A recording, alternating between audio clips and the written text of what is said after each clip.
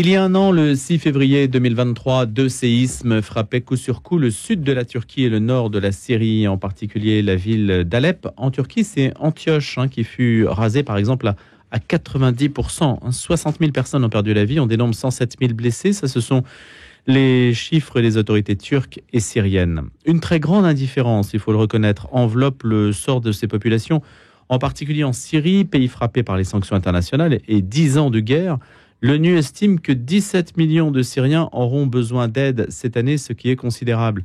On avait déjà parlé de cette question avec Jala Kebe, qui a été venue nous voir il y a quelque temps. Il y a un an, elle a obtenu la nationalité française. C'est une chrétienne syrienne d'Alep qui travaille dans les affaires publiques. Elle a une trentaine d'années. Son petit frère est encore là-bas, ses parents. Et donc, on va essayer de prendre des nouvelles un petit peu pour savoir comment vivent les populations d'Alep grâce au lien qu'elle entretient avec sa famille. Bonjour Jala Kebe. Bonjour. On sera aussi en ligne, Jala, dans quelques instants avec Friedrich Bokern, qui est secrétaire général en chef des opérations de Relief Reconciliation for Syria International. On était avec lui aussi il y a quelques temps pour faire le point sur un certain nombre d'actions humanitaires. Le frère Georges Sabé aussi, responsable des maristes Champagnat à Alep. Alors les maristes Champagnat, ce sont les maristes bleus. Dites-nous un mot d'ailleurs, Jala Kebe, sur les maristes bleus. En fait, ils font un travail extraordinaire. C'est une des seules communautés qui font un super travail. Ils aident énormément de gens. Par exemple, les personnes âgées qui sont abandonnées, leurs enfants sont partis. 1 millier de personnes à peu près, Alors, j'ai pas le chiffre, frère Georges pourra nous dire, mais peut-être bien, oui. Ils aident les enfants, tout comme les personnes âgées, mais toute une grande population. Et le foyer des frères maristes a ouvert ses portes lors du séisme pour que les gens qui avaient peur de retourner chez eux puissent aller dormir plusieurs nuits là-bas. Et bien évidemment, ils leur ont tous procuré de quoi se nourrir, de quoi se chauffer et tout ça, alors que c'était en plein froid, en plein hiver à Alep. Oui, il fait froid et oui, parfois il neige. Et le frère Georges Sabé, donc, qui est avec nous, qui nous a rejoint à l'instant même. Bonjour frère. Bonjour. Merci, vous êtes donc à Alep ce matin. Je suis content de vous rejoindre et de partager avec vous cet instant de réflexion et de prière, et en même temps de donner des nouvelles d'Alep. Je suis à Alep, concrètement. Comment ça va ce matin? Dites-nous un petit peu à quoi ressemble Alep aujourd'hui là. Ce matin, il y a de la brume, il fait froid. Nous avons eu durant toute la nuit, donc pour la journée entière, 2 heures d'électricité. Les gens se sont réveillés heureux que il n'y a pas eu de tremblement de terre après le 6 février. Donc les gens essayent de reprendre leur vie dans la mesure du possible. Nous avons des visages très tristes. Alep, c'est une ville qui était dans le temps une ville de commerce, une ville d'industrie. Et aujourd'hui, quand on se promène dans les rues d'Alep, on voit des visages qui sont fermés, des visages tristes, des visages qui pensent énormément à leur avenir avec un horizon assez fermé. Il y a eu donc 10 ans de guerre, les sanctions internationales et en plus donc ce séisme.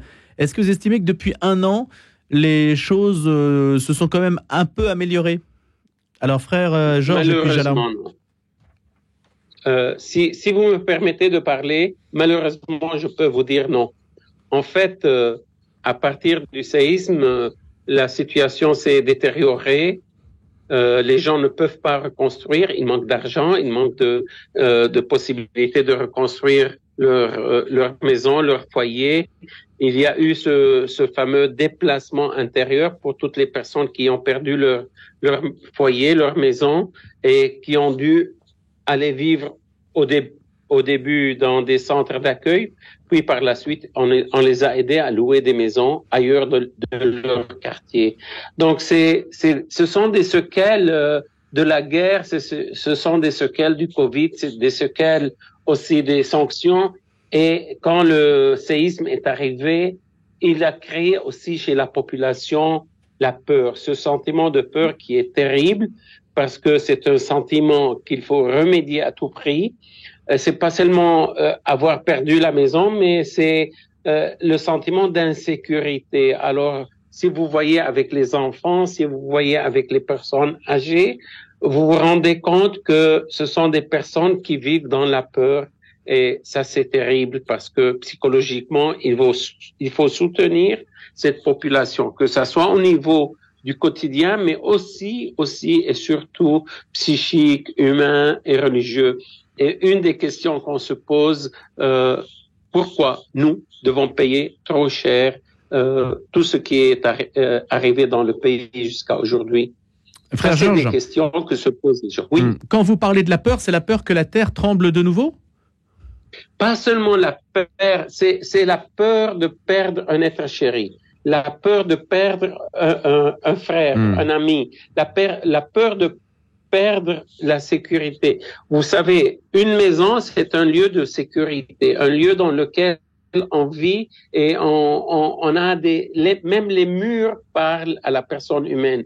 Quand on perd sa maison, on est dans une insécurité totale et il faut aider les gens à retrouver cette sécurité pour leur permettre de revivre, d'espérer et d'aller de l'avant.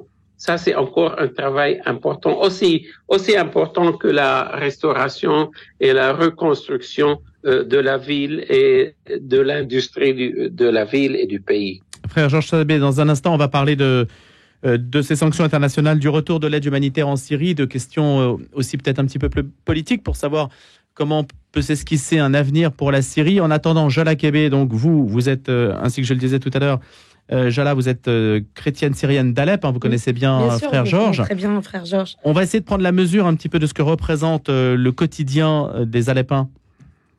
En fait, aujourd'hui, ils ont très peur, déjà. Moi, j'ai mes amis qui me disent tout le temps, j'ai peur. En fait, il faut savoir que depuis 1 an, les tremblements, donc en fait, les répliques, ne se sont pas arrêtés.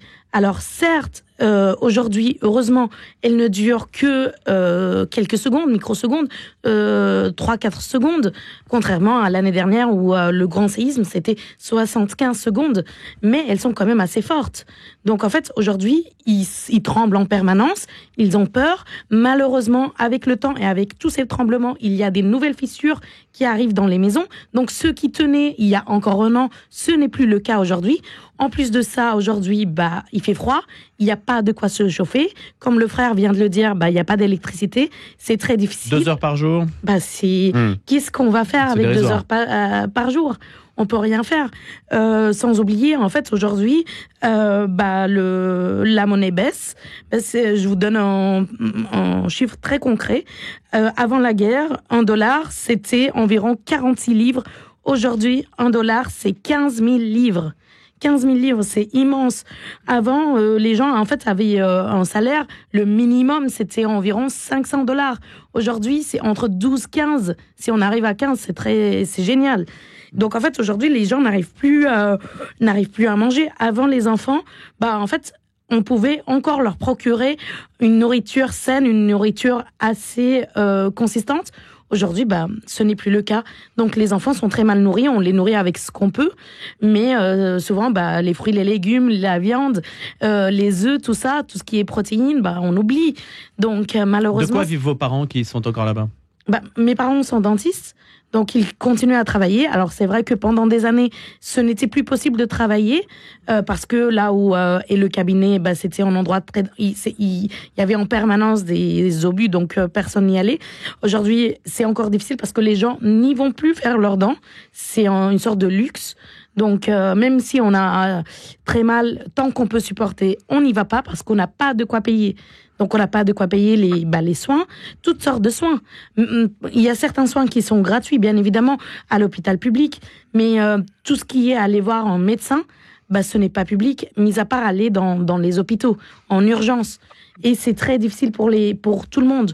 Les gens ont peur. Aujourd'hui, le Canada a ouvert ses portes à l'immigration. Donc, énormément de familles chrétiennes d'Alep sont parties. Alep, qui a déjà été vidée de ses chrétiens, aujourd'hui, elle se vide encore plus. Parce que entre sanctions, entre séismes, les gens ont peur, les gens ne voient plus d'avenir, les gens, ils sont bloqués. Ils veulent tout simplement. Oui. Vous êtes parti au titre d'un visa étudiant. Oui, c'est ça. Racontez-nous un petit peu, parce que vous avez obtenu la nationalité française. Oui. Il y a 1 an, quelques jours après, 1 semaine après le séisme environ. Donc en fait, oui, je suis venue pour étudier. Donc j'ai fait un master en langue et interculturalité. J'ai fait plusieurs petits jobs étudiants quand j'étais étudiante. Puis j'ai eu plusieurs CDI, ce qui m'a permis en fait de demander la nationalité française tout en refusant toujours de demander asile.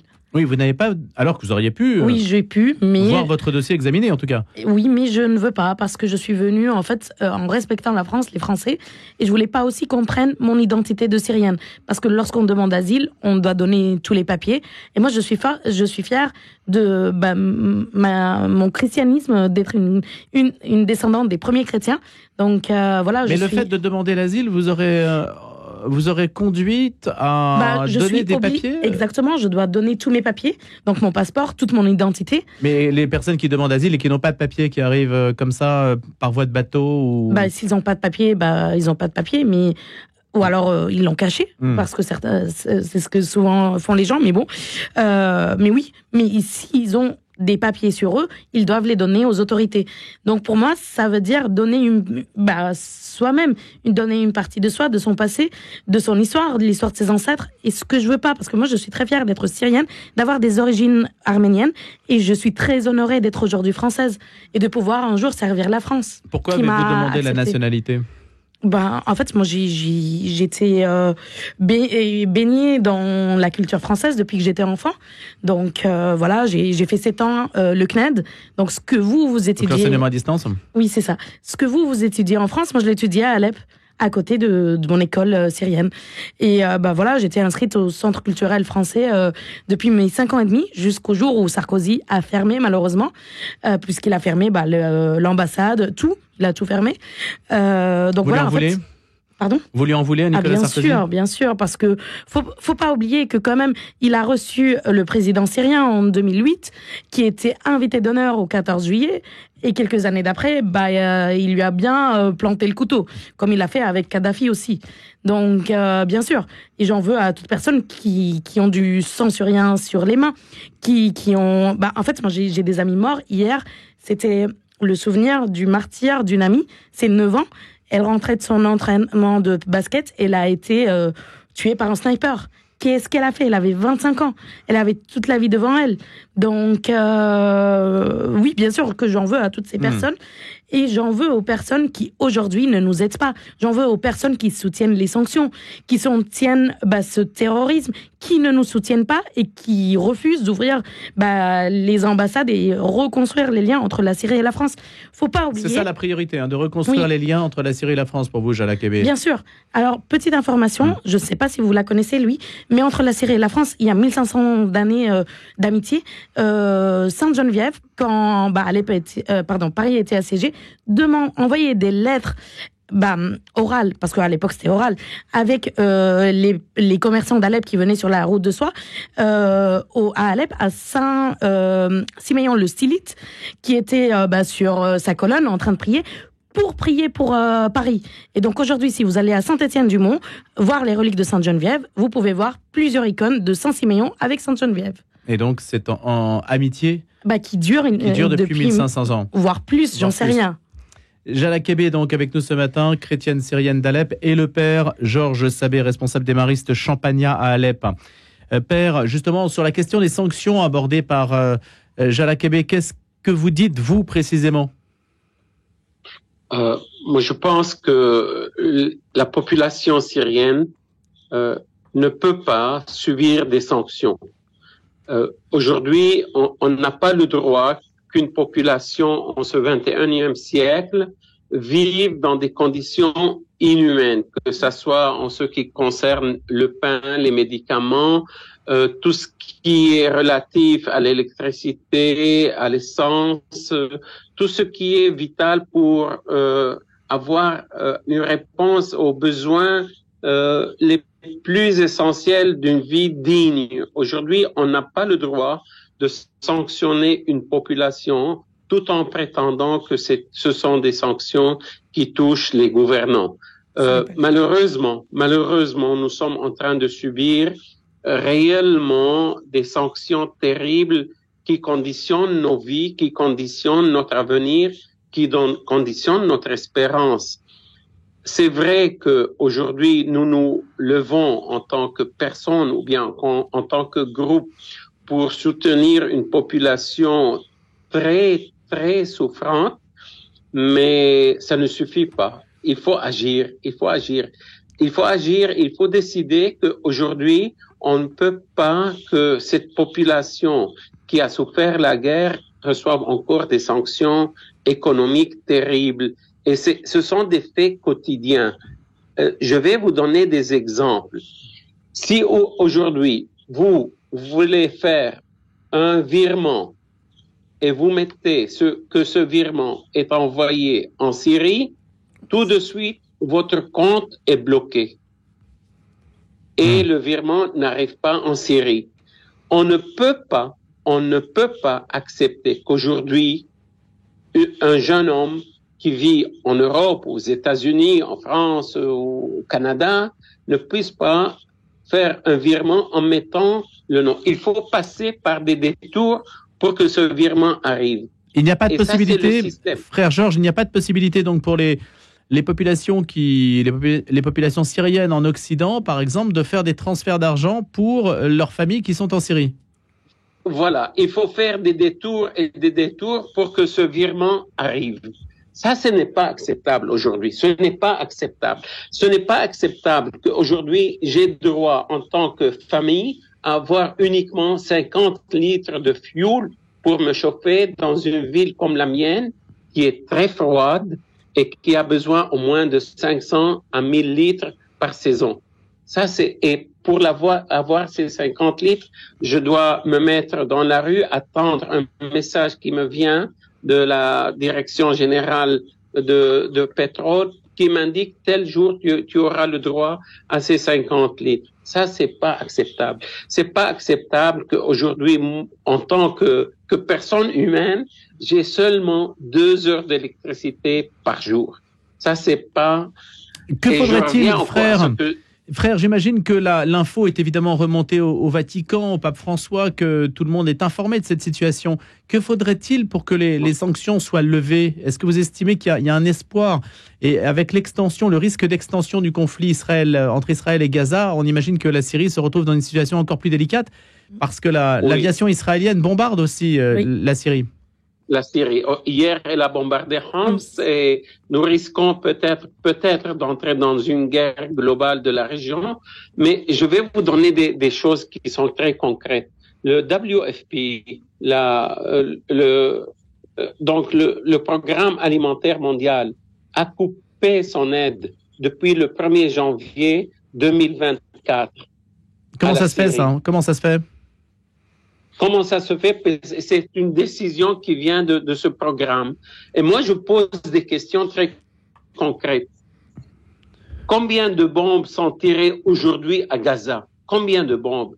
Est-ce que ces bombes, si au lieu d'être tirées, étaient remboursées et payées pour aider les pauvres dans le monde? Je ne parle pas seulement de la Syrie. Les populations qui sont dans le besoin.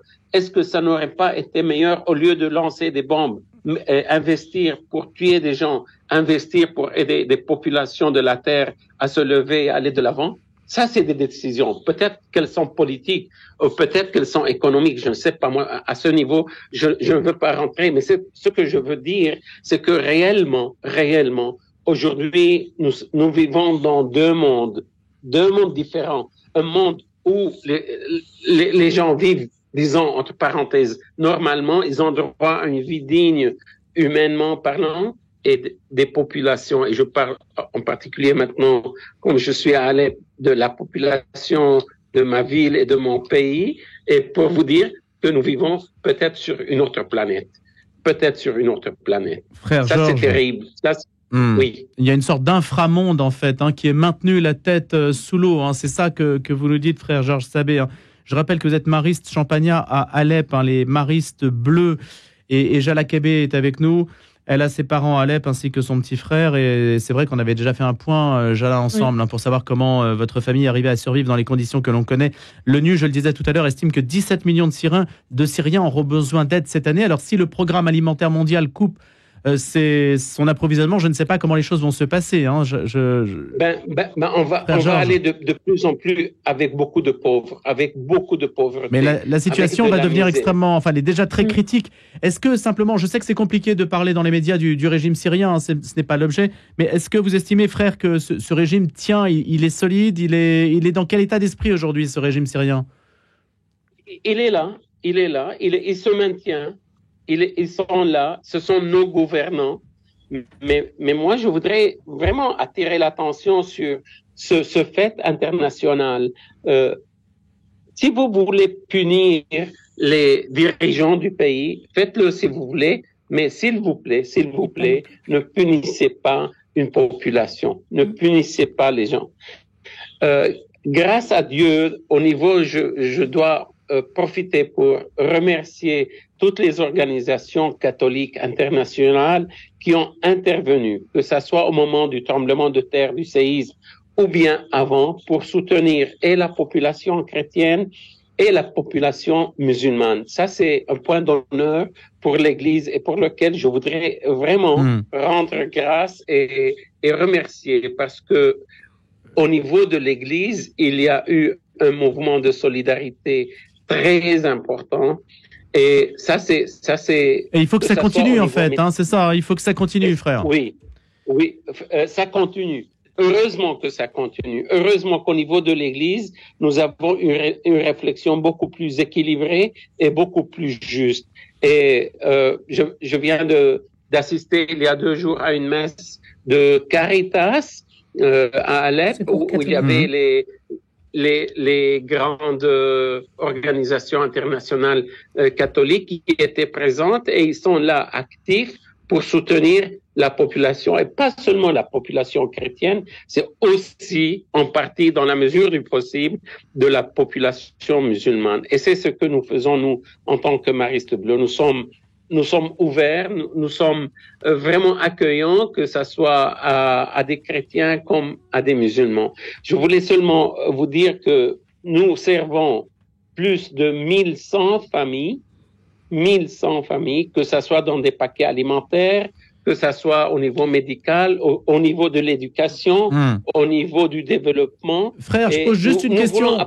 Juste une question, parce qu'on va devoir se quitter. Simplement, on peut vous aider en l'état actuel des choses, hein, c'est possible, hein? Oui, bien sûr. Voilà, donc on mettra les références sur le site internet, si on peut vous aider, vous, dans votre œuvre à Alep, hein. On sait, hein, je l'ai dit tout à l'heure d'ailleurs, 1 millier de familles vivent grâce à vous, hein, grâce à votre générosité, hein, il faut le dire justement, et vous avez bien fait d'insister sur l'action qui perdure de l'Église catholique sur le terrain. Merci beaucoup, frère Georges Sabé, mariste champagnat à Alep. Merci d'avoir été présent dans les conditions si difficiles que vous connaissez.